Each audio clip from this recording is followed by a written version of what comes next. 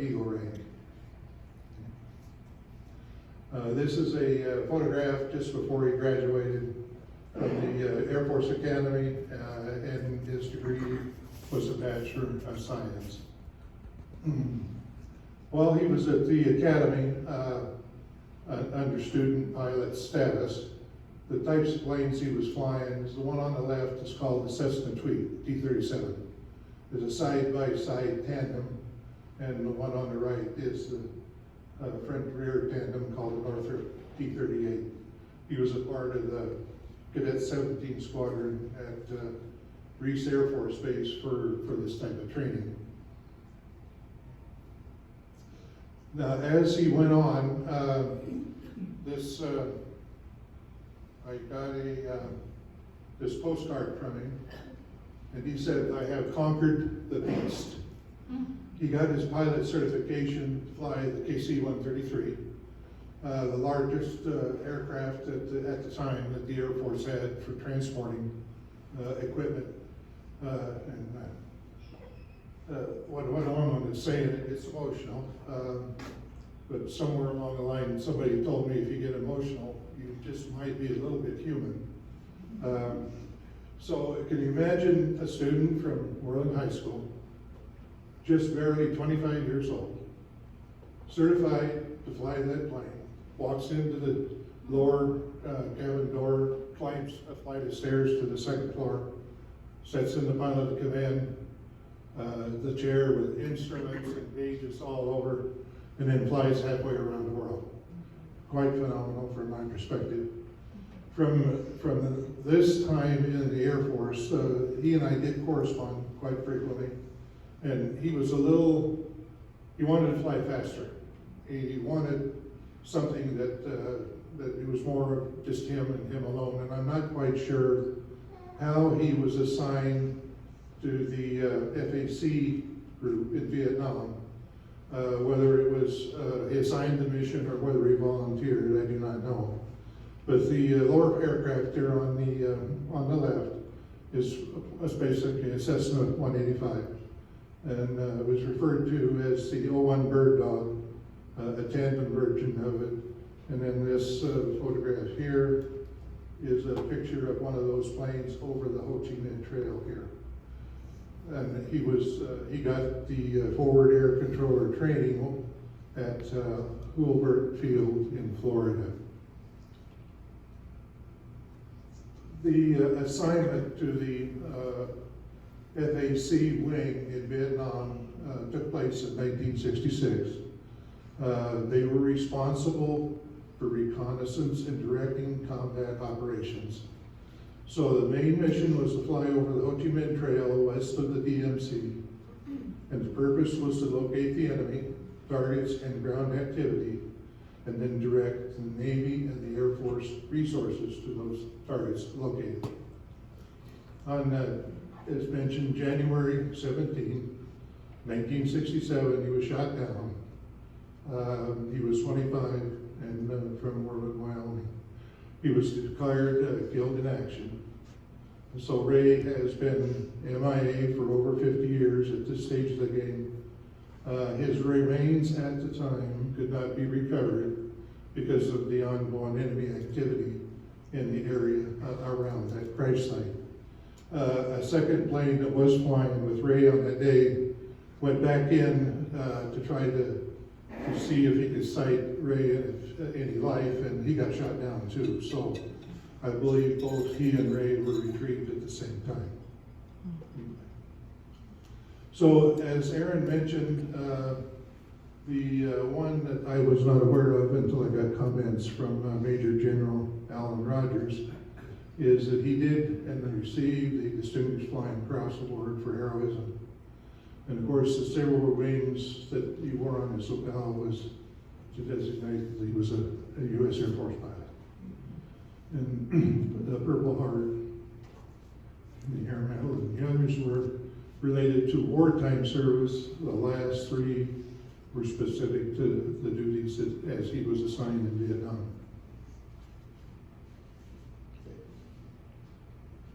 So on February 14th, a team of experts working at the crash site, recovered possible remains. And as I was following the journey through the years, there was documentation that suggested that a team looking for the lost had retained the help from the person that was in command of that missile battery for the North Vietnamese to help them go back in to try to locate some of these missing soldiers. And they did find the crash site, and from there, or where the missile battery was, and from there he was able to direct where the two graves, because he was responsible for the graves. But it was years later before it actually got to the point where they went in to retrieve the remains. And so on the 7th of July last year, he was positively identified as being Ray Krogman through DNA that was left behind. And then this summer, on the 21st of July, they had a full military honor burial here in Worland to return him to home soil here in Worland. Okay. So our request, John and Alex, through the Hall of Fame committee, he was an exceptional, humble, respected, and well-rounded individual. He benefited from the great opportunities offered him by the Worland community. He was born a natural leader. Skills obtained by participating in the Boy Scouts of America. He demonstrated his achievements by attending the U.S. Air Force Academy and graduating as a part of the class of 1964.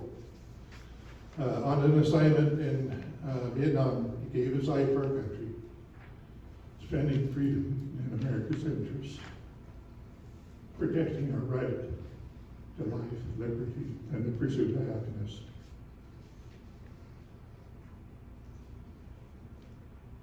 We have been in contact with Major General Alan Rogers. He was a classmate of Ray at the Academy, and both graduated in 1964.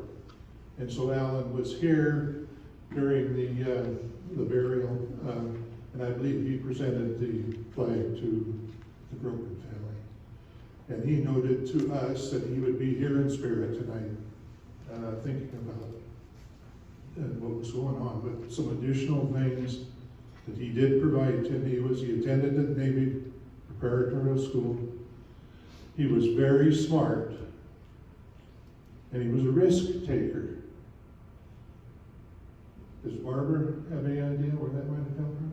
Anyway, very thoughtful. He was open and friendly, and again graduated in the class of 1964. Shot down but did not survive on the 17th of January, 1967. And this is where I got the information that he was awarded the Distinguished Flying Cross for heroism. And from Helen Rogers, an American hero, and his friend.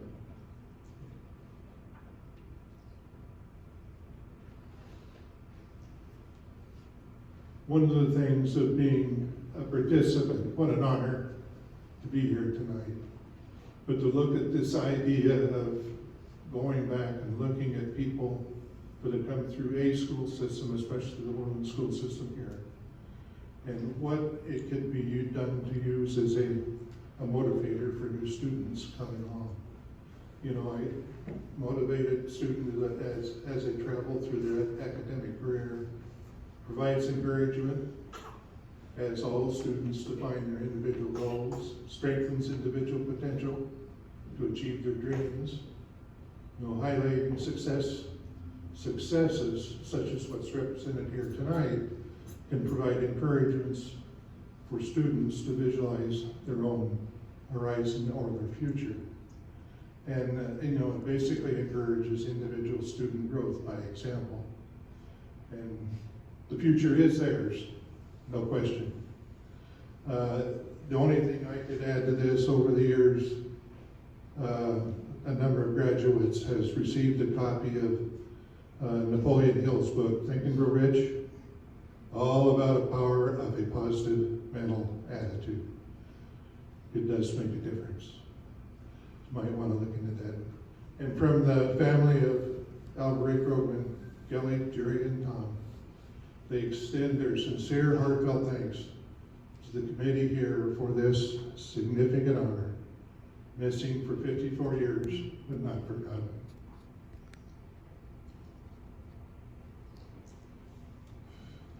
This, I won't spend any time on it. It was an attempt to separate who was here for the burial versus who was able to be here for tonight.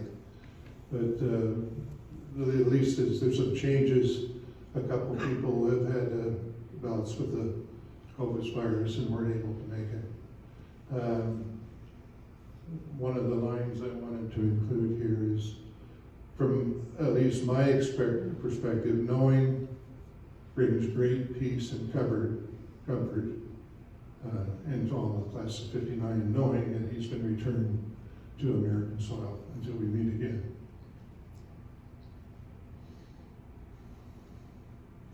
This was the members of class of 59 and the family that was able and fortunate to be able to attend the full military honor that took place on the 21st of July this year.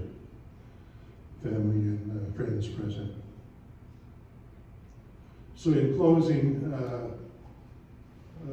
the class of 59 would like to thank the Hall of Fame committee for making this award to our classmate and accepting our recommendation. And thanks to the individuals involved worldwide in the effort to locate the missing servicemen and women that are listed as MIA and the continuation of this ongoing effort. You know, God bless the men and women that serve our country, the military, and law enforcement. And God bless America.